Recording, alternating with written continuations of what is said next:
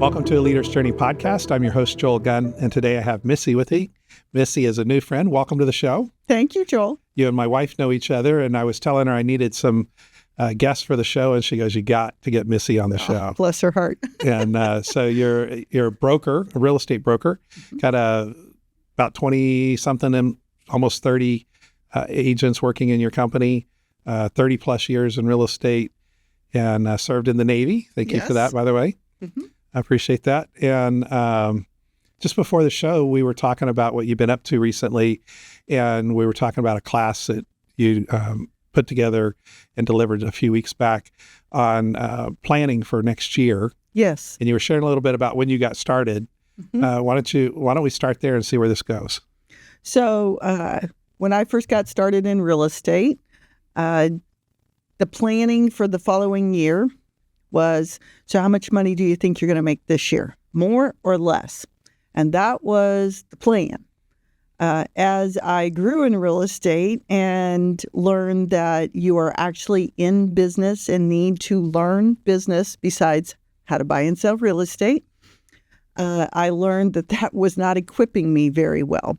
So I'm pretty passionate today about setting up agents correctly and teaching them the business side of them being in business. And I have learned over the years that strategic planning and goal planning is very important. And I had to learn that because I was never taught it. And then I seen the impact of doing that and how it can really help you and hold yourself accountable. So we started teaching our own agents that, and then we have a training company on the side, and we like to offer that class because it is very important in business to have goal planning beyond here's my number, because if you can't tell yourself and map out how you're going to get to that number really doesn't mean anything. Mm-hmm. And yet so many business, especially smaller business owners, your Fortune 500 companies probably are guilty of it too, but certainly your smaller businesses, sometimes it's just that aspirational goal feels like enough. Yes. But how you're going to get there, we'll just make it happen. And early on, that kind of how business works, right? That first few 100,000 in sales kind of just comes from going out there and getting it done. But at some point, you got to start being more intentional. Correct. And what was that journey like for you to go from that early on real estate agent? Because for those that don't know, you have to be an agent, I think, at minimum of 5 years before you can go for the broker license or something like that. They've changed it. I think it's 4, but yes, you have to be an agent for a minimum of so many years, so much experience and education to be able to become a broker. And so nobody's teaching you how to set goals or how to plan. You got to go out and sell stuff. What was that transition like going from that? Like, when did it start dawning on you, and what were the things you were thinking? Now, it's been 30 years, but if you could remember back that far. Well, I think more importantly, when you become more than one. So I hired an assistant, then I hired more assistants. Then I was one of the first teams in San Antonio. I hired buyer's agents. So then I had employees underneath me. And then I truly am a business. I'm not a one-person show.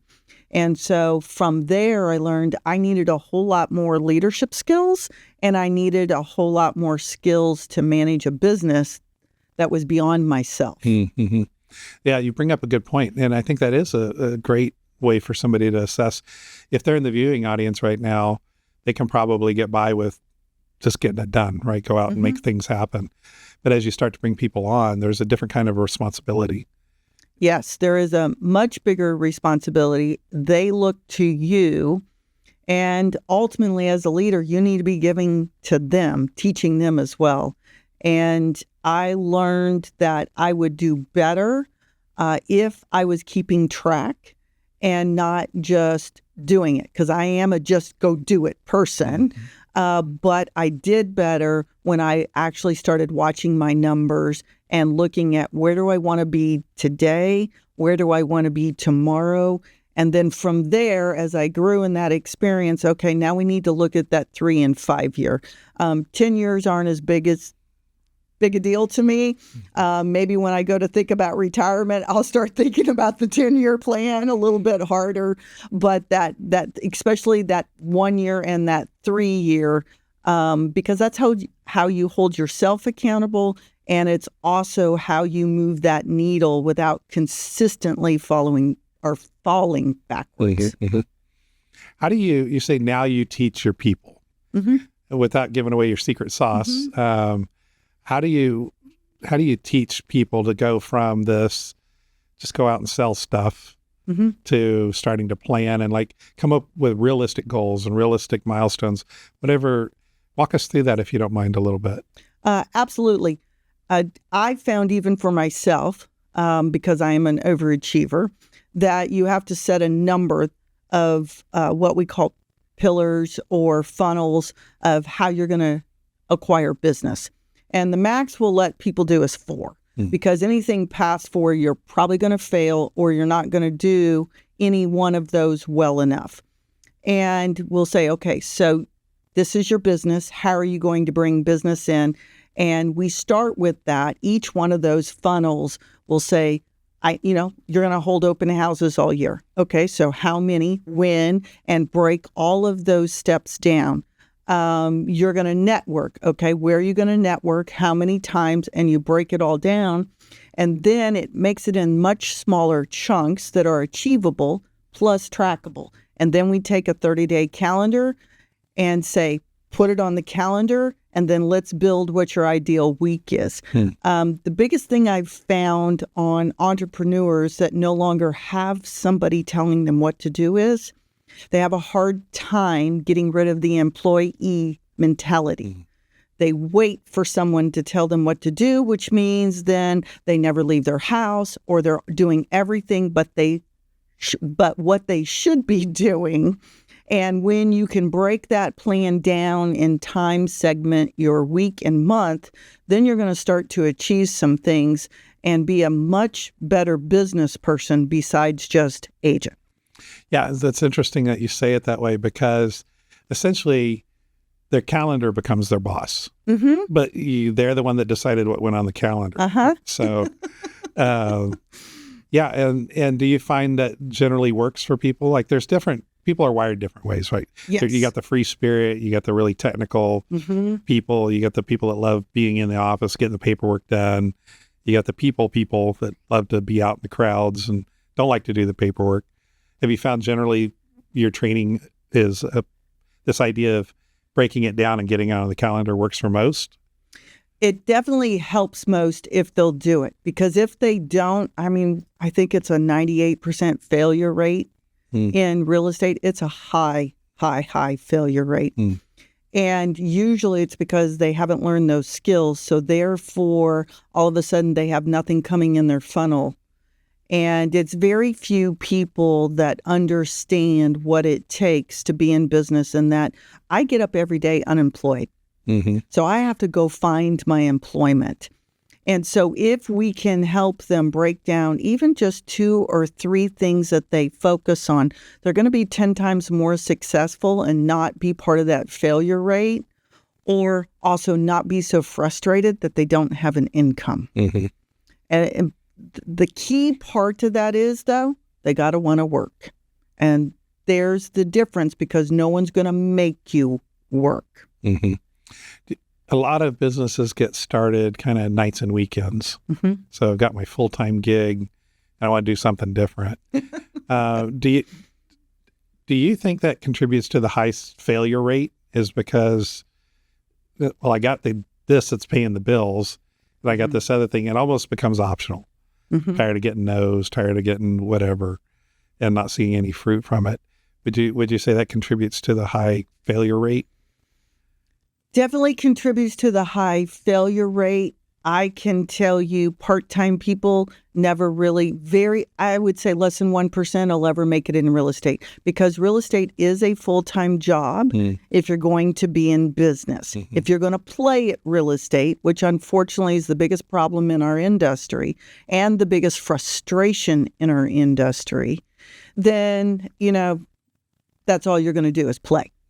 But if you want to make a living at it to where that is your income, You can't do it part-time. There's no way.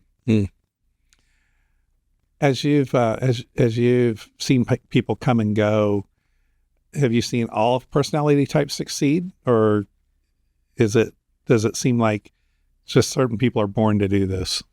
Certain people are born to do it much better and easier.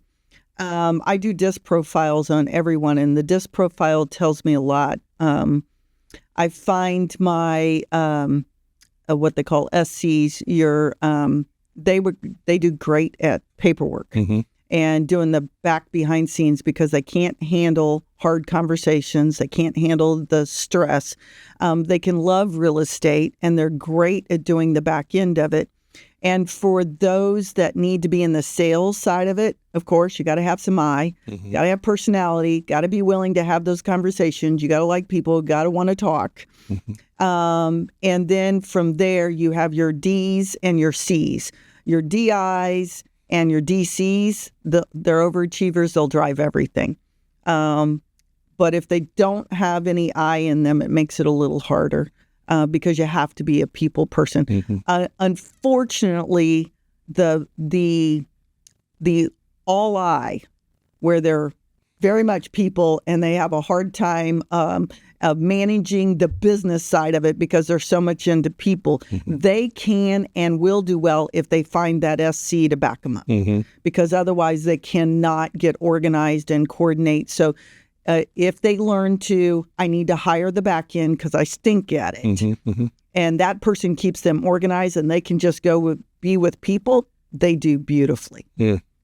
I heard Dave Ramsey first use this phrase years ago, free spirit. Yes. It sounds like what you're describing is that the free spirit's the people person, but don't lock them down with a budget is what he was talking about. Or a business plan. It's business really hard for them.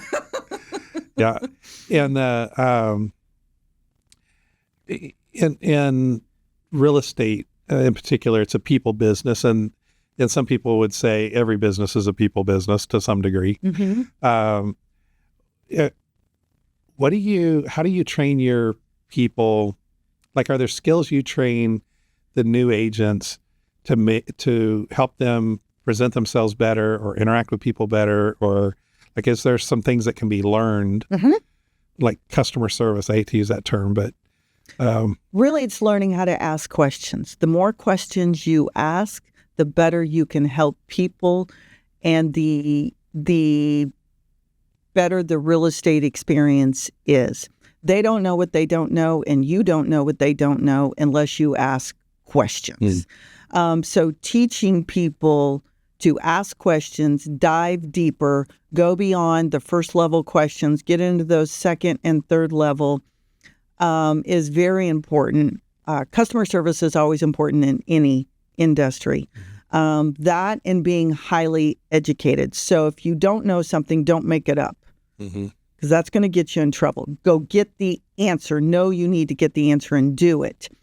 But if you will make sure that you can learn how to ask questions, what questions are important, and there's lots of scripting. There's scripting in every sales, but I like to say let's dive deeper than that, and that's where we've got to bring out a little bit of analysis in people and help them to open up or ask them the questions so that they can understand what's driving them. Because in real estate, the first thing is let's just go look at homes.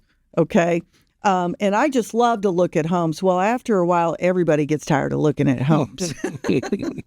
So what is it that we really want and what's important? And the biggest difference in our industry, in the people business, is because on the residential side, now commercial is very different. It's analytical, it's numbers and so forth, and you can build rapport and those things are important. But on the residential side, it is very emotional. I know a lot about people's family life. I know their financial situation. I know their hopes, their dreams, all of those things.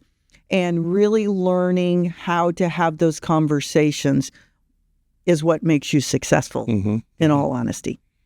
Yeah. Years ago, my wife got her insurance she became an agent. And one of the first customers she sold was somebody in the church that had asked her to represent them. And they went through and looked at so many houses, and that went on and on. This couple was past midlife just a little bit and had never owned a home. And so all those extra emotions and decisions and this one home pops up, and my wife says, well, let's go look at this one. And everybody was about to give up. They'd looked at homes several Saturdays in a row. And they pull up, and the lady gets out of the car and like tearing up. And my wife looks at her and she goes, this is the house I saw in my dream. Apparently she had a dream that she was walking to this house with this big oak tree, and that when she saw this house, and that's the one they bought. So when you say emotional, it was very much like, yes, none of the houses they had looked at looked like the house she had dreamed about. And so, but that wasn't it. She had forgotten about the dream. And so as all the questions are being asked and diving deeper and being patient and visiting all those different homes, but it wasn't until she saw the house, she remembered this dream she had X months or years earlier. And she goes, that's the house I saw. And that's the one they bought. It was done. Like, didn't really matter any details or the technological, the statistics, the square footage didn't matter. The cost per square foot didn't. And of course, it had to be reasonable in their budget, which it happened to be, but like you said, in the commercial is much more of a mathematical transaction a lot of times. Yes. But the residential, as you said, very much an emotional thing. Yes. At least for most people. Yes. Slight change of subject along that line, though, a lot of industries have seen change in the last 30 years, and certainly real estate's one of those, right? Literally now you can go download an app and sell your home and never, they write you a check. It's kind of like Carvana. They pull up and hand you a check for your car and drive away with it. And that seems like it's taking the emotional piece out of the transactions. I would imagine the younger generation's more into that kind of thing. But really not. No.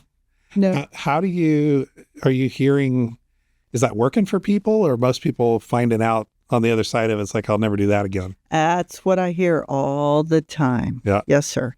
So the one thing an app can't do is deal with emotions and solve problems. And just about every single person that I have dealt with that went that way said, I'll never do it again. Because there's a lot more to it than just a number. And they only find that out on the backside. I always say we went through a period here where you had the large corporations like Open Door, OfferPad, and all these things that were pushing, you don't need an agent. Well, once you found out that you left $50,000 on the table because you didn't know what you didn't know, and they're not going to tell you because it's not in their best interest, you then realize, I guess that wasn't so smart. And there's many things like that come from that. Now, they do meet a certain need in the market, and it's a wonderful option depending on if it's the right option. But you better know what your choices are, because otherwise you're going to say that on the backside most of the time. Yeah, and it's in the state of Texas, it's legal for two parties to sell and purchase a house without an agent. A lawyer's got to be involved. But again, you don't know what you don't know. That lawyer's just like, I can do the paperwork, but did you get the inspection? Did you this? Did you that? So I believe agents add a lot of value to the transaction, since my wife is one. And even in new homes, she's helped several people get into new homes, and she knew questions to ask they didn't know to ask. Correct. And so at the end of the process, they're like, I'm so glad you walked me through this, because otherwise it's just, walking in and buying a car, except at 10 times the value. Yes. And that person's not representing you. They're representing the persons that's selling that property. They're representing the builders. And you didn't know that you could have asked for a refrigerator. Right. But your agent wasn't afraid to ask for the refrigerator and get it. You didn't know that you could get this because it's not offered.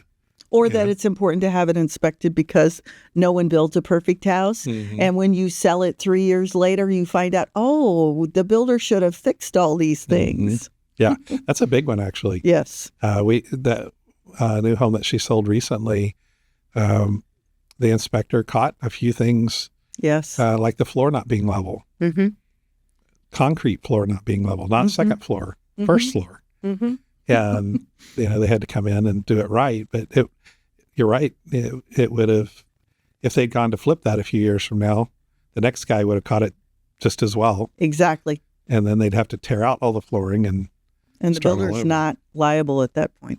So, yeah. Yeah, good point. As you, I'm sure you've heard of this thing called AI. Yes. So what are your hopes and fears for the real estate industry with regards to AI? I don't really have any fears. Again, AI is not a real person. And I've even seen it in our business. A lot of times we'll use it for descriptions and all kinds of things. And they're a great place to get us started. They're not accurate. You really have to read back through it and be careful. And it doesn't necessarily convey a story that you want it to or that is important. It is a great admin tool. That first draft. First draft. It is amazing for that. And as we are going along and organizing notes or even in our business, I need to write a business plan for this. It's really an amazing first draft, and it cuts out a lot of extra time because you're not having to do something from scratch. But I haven't seen it yet where I would ever trust it 100%. And it still does not know what I know. And it will never know what I know because A, it's emotional, and B, we look at things much differently than just a dot or a zero or even a photo can't tell you everything. Yeah, my wife and I learned that early on where you go to rent like an Airbnb or something and learn to look a little closer at the photos for... How far away is that fireplace from the back of that chair? Yeah. It's just, had a few of those. We show up like this is, but we've actually gotten pretty good now at imagining what the space looks like before we get there. We still get the occasional surprise. Like we stayed at a place recently, and one of the bedrooms had been their art studio. So there was the outer wall was glass, and there were no curtains. So, there's a bed in there now. It looks great, in the pictures and everything. And our youngest daughter comes in, she's in her mid-20s, and she's like, there's no curtains in my bedroom, and it's open to the backyard. Like, well, just turn out all the lights. And there's a sheet. I want to change direction just a little bit, if I may.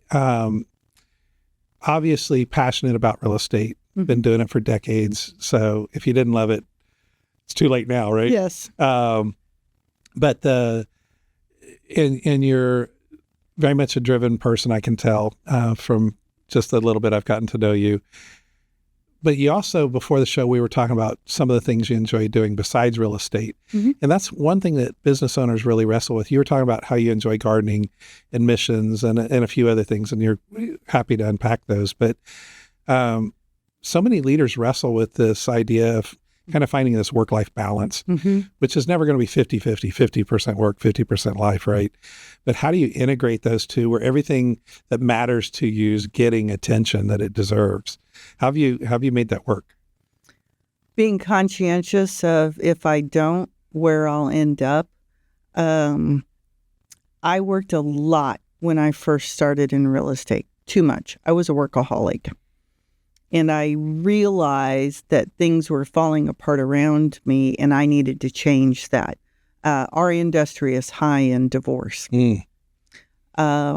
best thing that happened to me is when my husband retired and he got into commercial real estate, because he knew when his wife told him, I'll be home at 6 o'clock, it was probably 6:30 or 7, because when you deal with people, you can't just necessarily say, I got to go, shut up. Mm-hmm.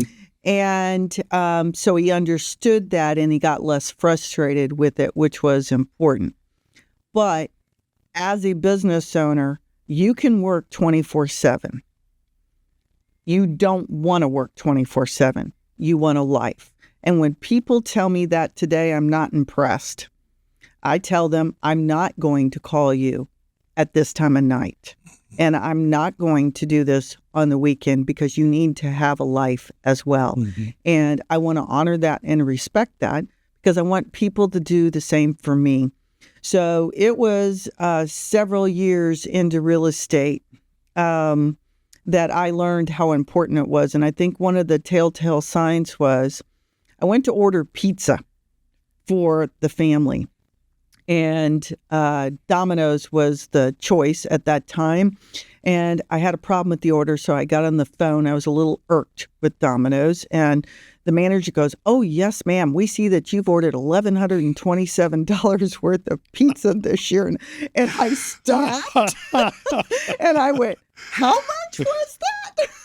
And I'm like, oh, Missy, this is a problem. Wow. That was a wake-up call for me.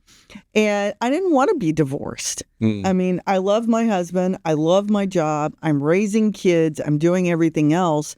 And so it wasn't too long afterwards that even for myself and my team, we simply said we don't work Sundays because that's when my husband's off. I need to spend a day with him. Mm-hmm. I don't want to work 24/7. My kids need to know who I am as a mom, and I needed to set hours. Most of us that are entrepreneurs and in business for ourselves don't understand people will respect boundaries if you put them in place. That's good. That's really important. And so I teach that to my agents now, and we do it to ourselves because we think people, especially once texting came along, we think people have to have a response. If I get a text at 4:30 a.m. in the morning because my client just happened to be up and they're trying to get something out before they go to work, I got to respond. No, I don't. And we do it to ourselves. So I really had to learn to dial that down and put those boundaries in place. As it is now, when I get home at night, after 7, my phone gets plugged in the laundry room. I might check it once if there's an emergency on something, but real estate is not life and death. And the greatest gift they ever gave to us was making option periods end at 5 p.m. like they should have and not midnight. Because staying up trying to get through, when you work with people that are lazy on top of it and they want to do business at 10 o'clock at night, I'm in bed at 10 o'clock at night. I don't function well at that time of night. So that was a gift as well, because that stopped that part of it. But I always like to say, I have a cosmetology license as well. My mom my mom owned her own shop for 30 years, and I grew up with rollers sitting in the floor. So I always say, does your hairdresser answer her phone at 9 o'clock or 10 o'clock at night or 4 a.m. in the morning? Then why are you? So if we call ourselves a professional, I don't know a doctor or a dentist, unless it's life or death, that is going to answer the phone at that time either. Yeah, certainly dentists have set their own boundaries. Yes. You know, even if you had major surgery that day, they're not taking your call after 7 o'clock that night. No. Yeah, no, that's good. And some of the personality types probably wrestle with that, right? They find some significance in being that superhero that can answer the phone at 4:30 in the morning or at 10 o'clock at night. They'll only do that for so long. That is part of our industry, that if you don't learn to find balance, you will burn out and quit. So part of the 92% failure is just burnout. Yes. Yeah, I think that's probably true in life in general, right? Yes. We can run sprints, but it's hard to do a marathon. Yes. And not have some sort of regular pace. Yeah. And I'm sure the families appreciate it. Do you ever run into a customer, or have your agents run into customers that are miffed by your policies of 7 to 7 or whatever the agent ends up setting? In fact, Ara and I, she's my associate that works with me. She's been with me for 20 years. We just talked about that the other day. I think we've only had 2 people Out of thousands have a problem. And I'm like, that's okay. Then you're not my client. Not my customer. You know, I think it's very important. Here's where people lack. They don't tell people how to work with them. Mm-hmm. If you tell people how you're going to work with them, they don't have a problem. Mm-hmm. It's the non-communication they have a problem with. Mm-hmm. Mm-hmm. Yeah. And what about you as a leader? Speaking of communication, how transparent are you with your people about, well, I'm on vacation this week, or I'm not available on Friday after, noon, or like when you take those personal times, is that in your calendar, or is that just like, how do you handle that? It's in my calendar. And most of the time, it's never an issue. Once in a while, if there is a major fire that is going to take some skill, then that's a paycheck. Mm-hmm. I have a decision to make. Mm-hmm. In general whole, though, again, it comes back to communication. And that's the beautiful thing of having backup. In real estate, you should always have a backup person. And you should tell your person or tell your people before you go where you're going. And you should let them know that if it's an emergency, I'll be there. Because there are occasions that you just may have to do that. That's life. It's part of being an owner. Yes, that's correct. But in general whole, you should always make sure that you have a backup taking care of your business for you, not just letting them hang, because there are timelines. Mm-hmm.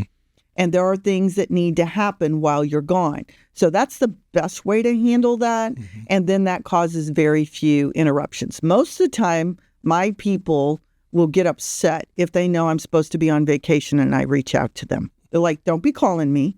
Yeah. Because if you do it on your vacation, you might do it on their vacation. Yes. Yes. Yes. So was delegation a big thing for you? Like some people... Obviously it was. All right. Let's go there for a little bit. Delegation was very hard for me. It was hard because I had a hard time slowing down enough to train somebody to do it. Mm-hmm.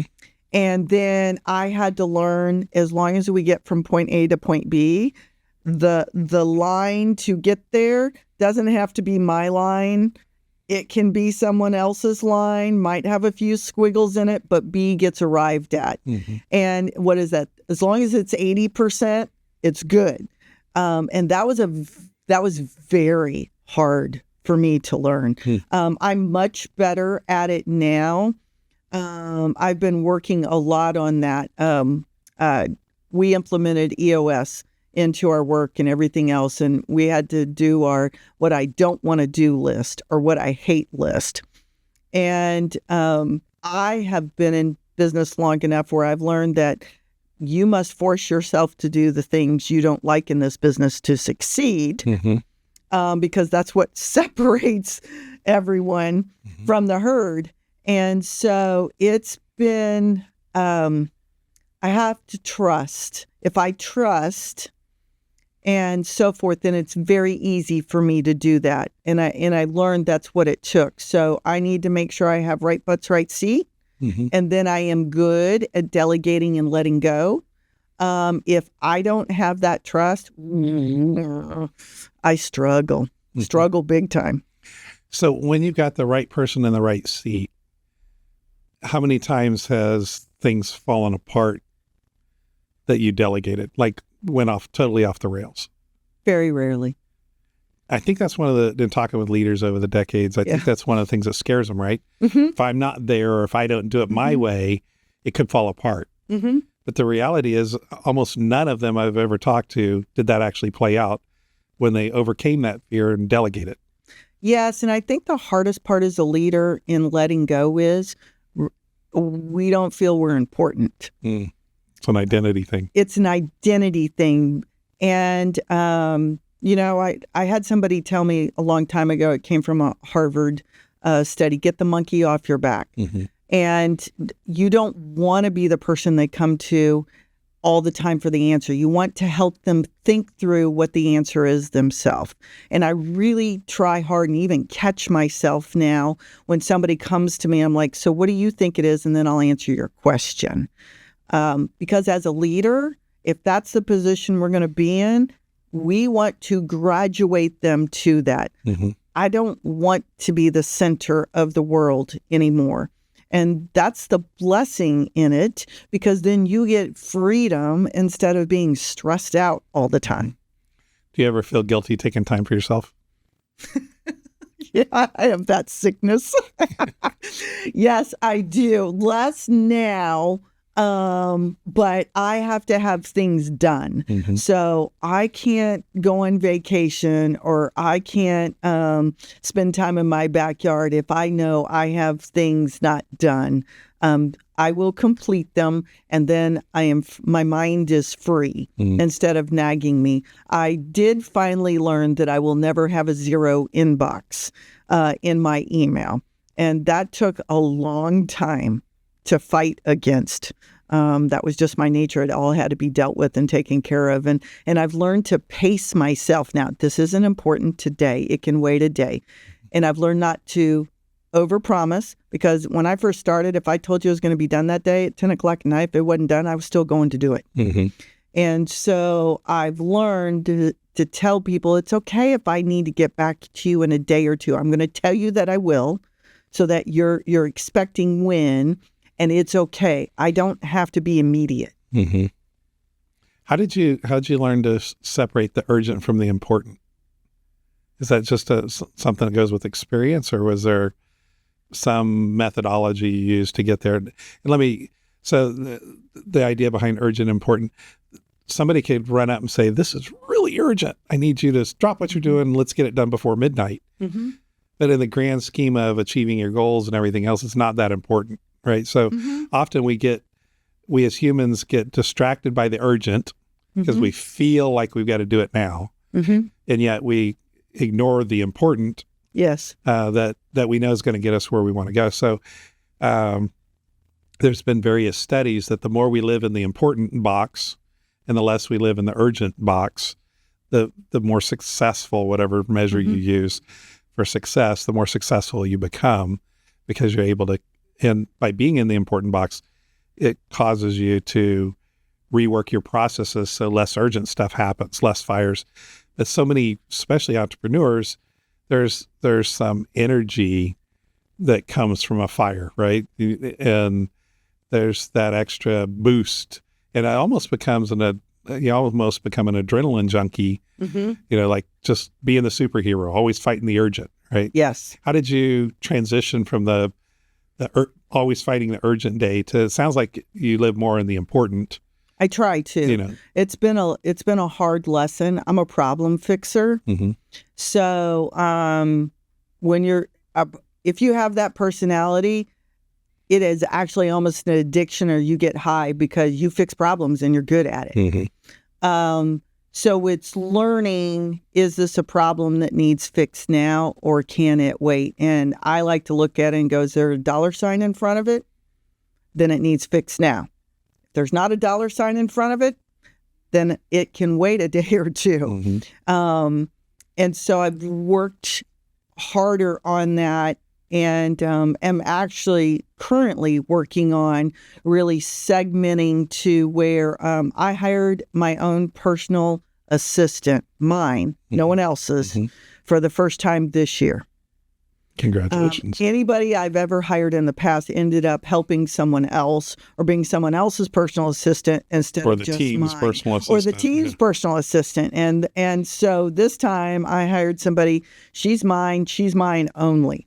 And I am learning to use her to buffer me so I can get more done that puts the dollar sign there that I need to be focusing on, versus constantly have the urgence, return this call, return this call, return this call. When it's not a phone call I need to return, someone else can actually answer that.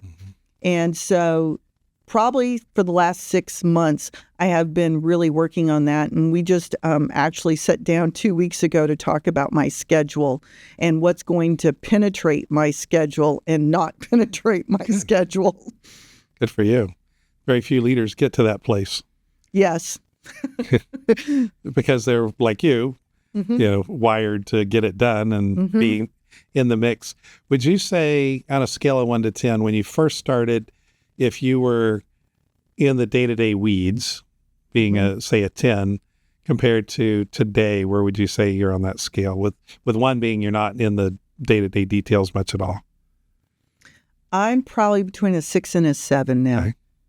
So moving in the right direction. Yes. Do you ever see yourself getting to a 1, just being that almost absentee owner? No. No. I love the work too much. Yeah. And I'd probably be bored. How do you, so since you're a high achiever, your personality type, and I can relate, got a lot of people in my life that are that way. How do you not drive your people crazy?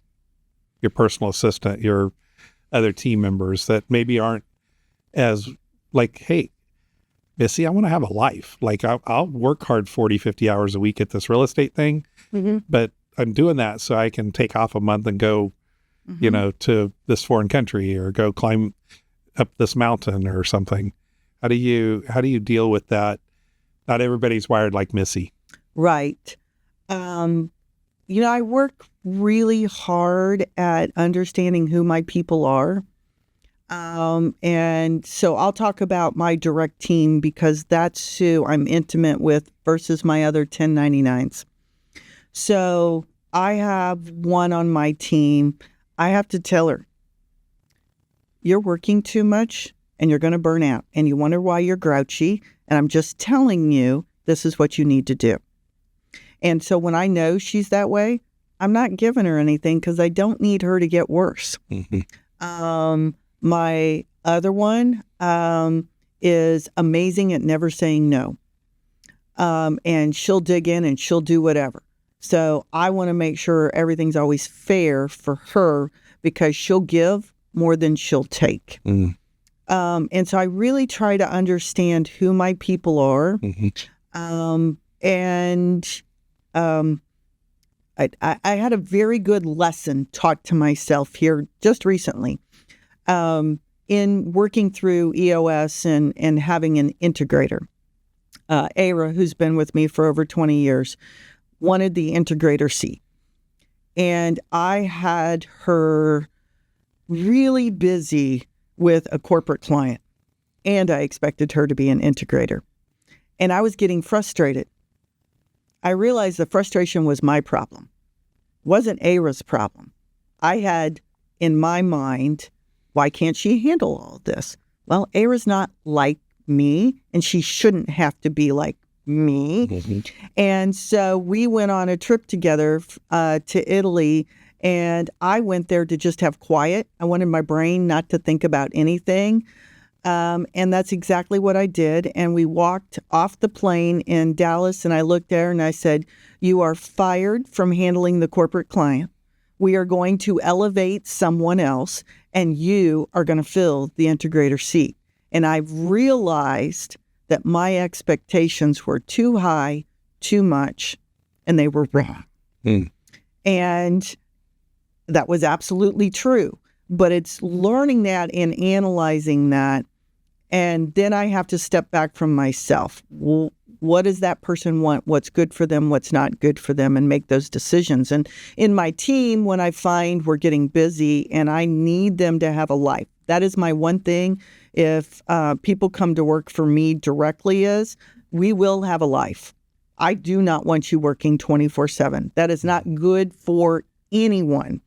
I'll hire another person because then we can spread that out. Kind of as we start to land this plane, how's your team responded? This lady that's been with you for 20 years, has she seen you change? How's that? How's she taken that? That's an interesting question. She would tell you I definitely have learned to let go more, to trust, and that I've grown a lot. I still have a lot of growing to do. She'd probably have some very humorous things to say about me. She's one of the only few people that can finish my sentences. And a lot of times she's the one that's taught me that I'll say, I need you to do this, da, da, da, da, da. In my brain, I've given them all the steps to point B. And they only heard 2 steps. And then they're scared to come back and ask me for, I didn't understand all that. And in my brain, I already gave it to them. What part of this did you not understand? So hard can this be? Exactly. And so she has really taught me that I need to slow back down and make sure that they understand. And then I've told everybody that, hey, if you didn't get all the steps and so forth, you do need to interrupt me and ask me for that. I expect you. I'm not going to be upset.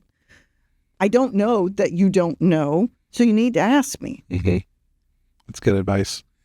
Any final thoughts, Missy, as we bring this episode to a close? You know, life is an amazing journey. I think it's really important to have God in your life, which also leads to why you got to have balance, because you need to spend some time with Him. It's a great, fun world if you just get up every day and enjoy the day. I say business planning is really important, and it is. But at the end of the day, it's about today. So make it the best day that you can and enjoy the gifts that God puts in front of you. Every day is a blessing. That's really good. Thanks for being here today, Missy. Thank you. It was a pleasure. Same here. Chat soon. Thanks for joining us for this episode of A Leader's Journey podcast. If you enjoyed it, give us a thumbs up and remember to subscribe to our channel.